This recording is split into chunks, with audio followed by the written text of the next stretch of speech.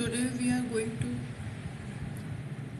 are going to start our next unit of DCCN, which is the last unit, that is application layer, right?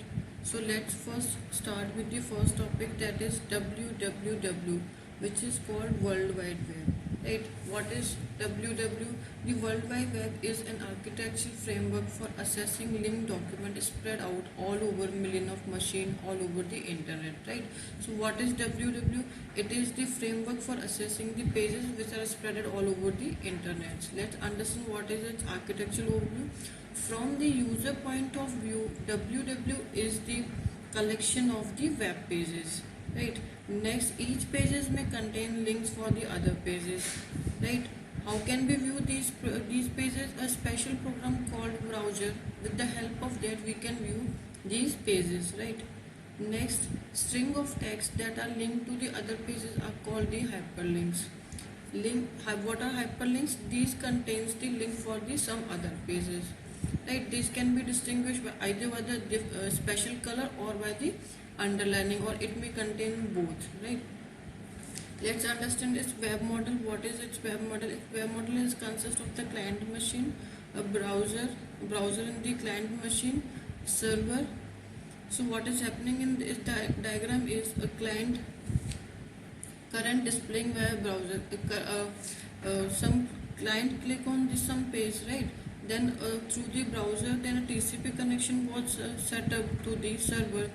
Then to the server abcd.com, right? Then control was transferred to the server, and that page was containing the hyperlink for another page that was xyz.com, right? Then the abcd server connected to the xyz server, then from the disk it fetched the page, then return again to the abcd server, and then finally to the client.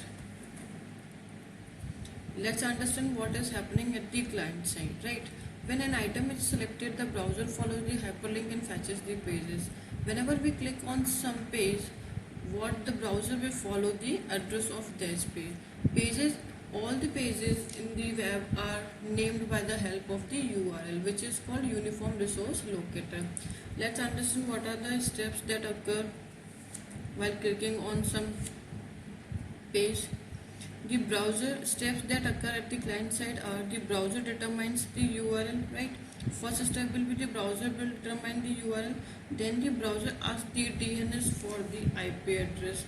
Whatever the name page was contained, then the browser will ask for its IP address. DNS here is domain name system. Then DNS replies with the IP address. Next, browser makes a TCP connection to the IP address. Then it sent a request asking for the file, about the file which it was on which he clicked, the client, right? The site server sent the file, the TCP connection is raised. After that, when it'll request for the file, then server will provide the client with the file. Then after that, we'll release the connection, right? The browser fetches and displays all the text and images in the file. Whatever the page was containing, browser will provide it to the client. So these are the steps which were taken at the client side. Now what is happening at the server side? The steps to be followed by the server side are: it accepts a TCP connection from the client, okay? Then get the name of the file requested. It get the name of the file which the client want to see. Next, get the file from the disk. It will fetch the file from the disk where it is stored. Then it will provide file to the client. In the last, the connection will be released. Okay, these are the steps which are happening at the server side. Now, processing of request. How request is being processed, right? The processing of request on the web page is as follows, right? First step is resolve the name of the web page's request. What will happen whenever we provide some page name, then resolution of that page will take place. That means that name will be resolved with its IP address, right? Second step is authenticating the client, whether the client is whether the client is valid or not.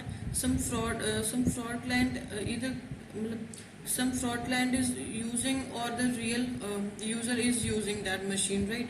Perform access control on the client, right? whether it has the control accesses on the that page or not.